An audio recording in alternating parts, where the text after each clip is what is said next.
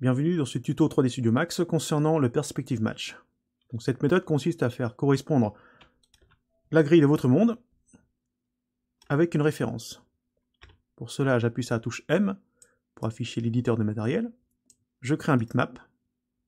Je vais chercher mes références, qui est peut-être une animation ou une image. Une fois que l'image est créée, j'appuie sur la touche 8 du clavier afin de faire apparaître la fenêtre Environment and Effects.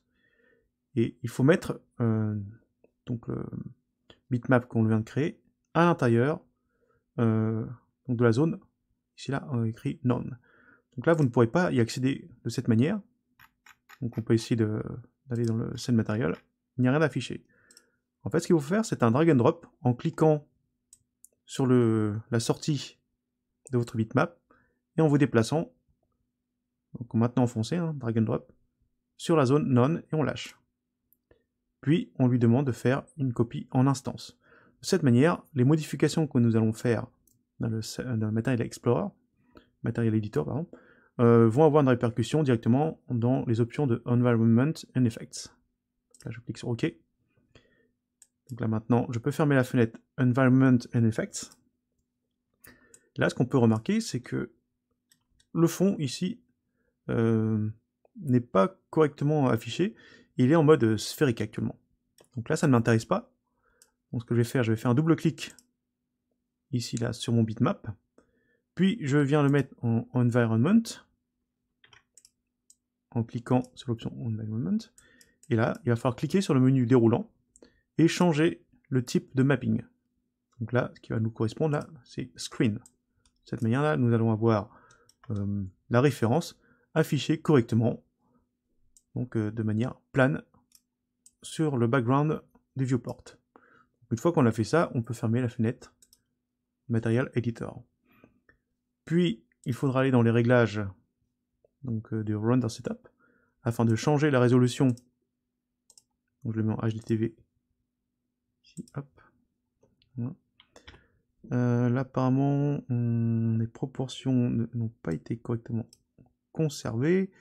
Alors, voyons voir. Qu'est-ce qui se passe? Pourquoi est-ce que c'est déformé comme ça? Ok,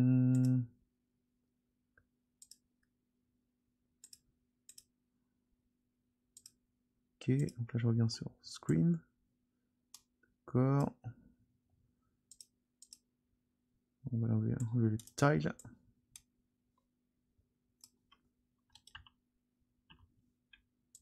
Ok. Bon, j'avais une déformation juste avant. Si cela vous arrive, bon, tout simplement, ce qu'il faut faire.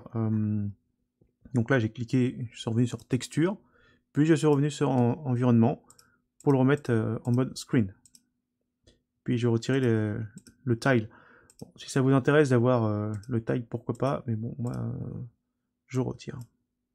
Une fois que c'est fait, donc maintenant, on peut régler manuellement l'orientation de la grille par rapport à l'environnement, ou alors on peut utiliser ici là dans l'onglet Utilities, l'outil qui s'appelle Perspective Match. En cliquant sur le bouton Perspective Match, maintenant je peux cliquer ici là sur le bouton Show Vanishing Lines. Donc, ce sont les lignes de fuite.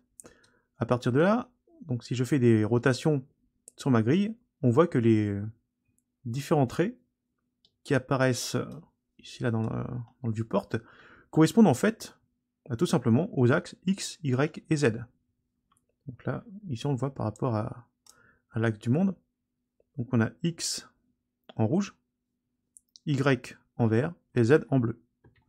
Donc le but, ça va être de faire correspondre donc par paire les points de fuite selon les axes qui nous intéressent. Donc là, pour cela, donc, les paires fonctionnent donc, comme des lignes de fuite. Donc on peut les déplacer en cliquant au milieu, ou alors en cliquant sur les poignées aux extrémités de chaque ligne.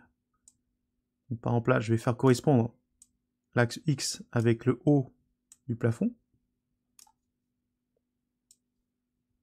l'autre axe X avec le bas du mur, pour le sol. Ensuite là, les axes Y, je vais faire ça, correspondre ça avec le haut du plafond-mur, et là l'autre le bas, puis les axes Z pour la hauteur, donc là je vais utiliser les piliers, donc je peux utiliser n'importe lequel, hein, je peux utiliser même l'autre là-bas. Voilà, voilà. Je vais le déplacer un petit peu. Voilà. Donc à partir de là, on peut faire un pan, donc c'est-à-dire un déplacement hein, de la grille, sans problème. On peut faire également un zoom, et il faut éviter, c'est la rotation, parce que si je fais la rotation, bah là, ça me dérègle tout. Donc là je fais un CTRL Z, et à partir de là, bah là on peut placer la grille à l'endroit souhaité, où on veut.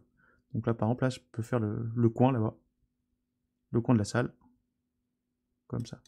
Ensuite je peux faire des zooms, selon les besoins, selon ce que je souhaite faire. Et là c'est terminé, donc là on peut désactiver le Perspective Match